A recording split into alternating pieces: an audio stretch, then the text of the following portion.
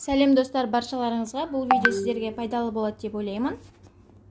Ең каналыма тіркеліп, лайк басып, қолдап кетіңіздер. Бұл видео бірінші сыныпқа қажетті құжаттарды қалай егов арқылы тіркеп, егов арқылы өтінім жіберетін боламыз.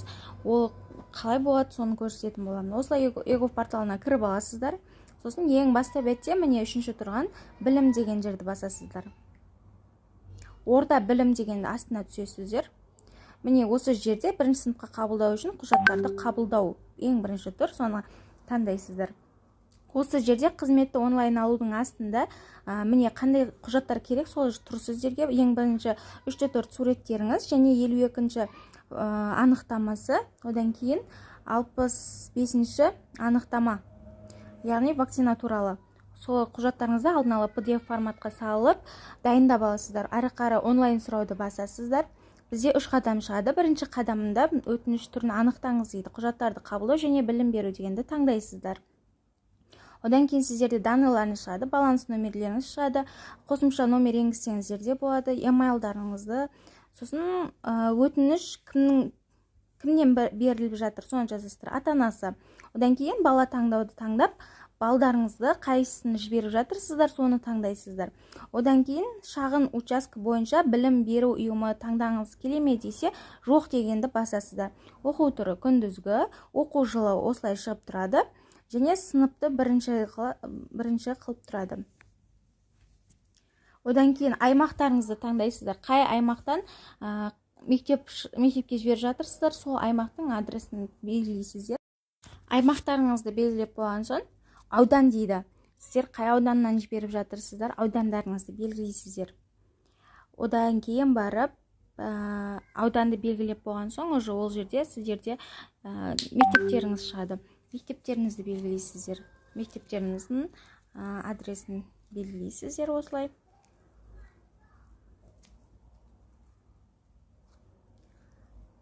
Одан кейінгі бізде мектепті белгілеп болған соң, келесіде бізде файлдарымызды жүктейтін боламыз. Жаңағы дайындалып алған 3-4 суретімізді 052 және 065 анықтамаларымызды дайындап қоямыз электронды түрде. Ең бірінші бізде 3-4 суретімізді белгілейтін боламыз. Жаңа файлды таңдау деп өзі осы жерге қойылып тұрады. Соны енді файлды таңдаңыз дегенді басасыздар.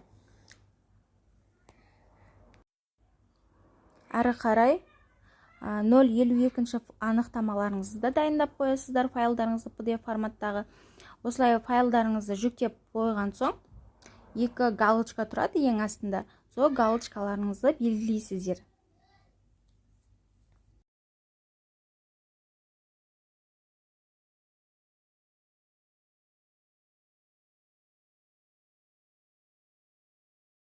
Міне осылай файлдарыңызды жүктеліп болған соң, міне осылай шығып тұрады, жанында көрсетіліп тұрады қанша файл жүктелгені.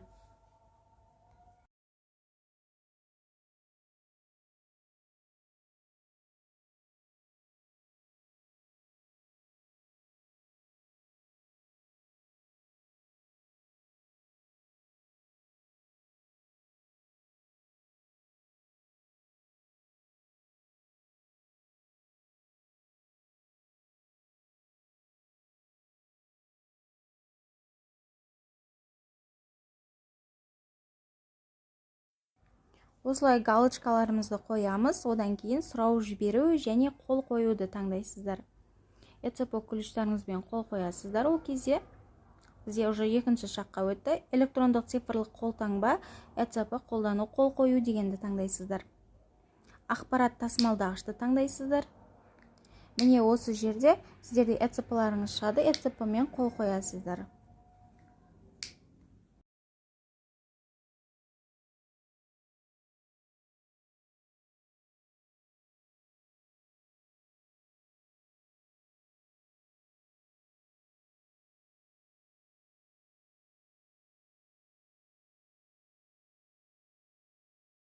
Келесіде бізде үшінші шақ, ол үшінші шақта сіздердің жіберілген заявкаларыңыз көрініп тұрады.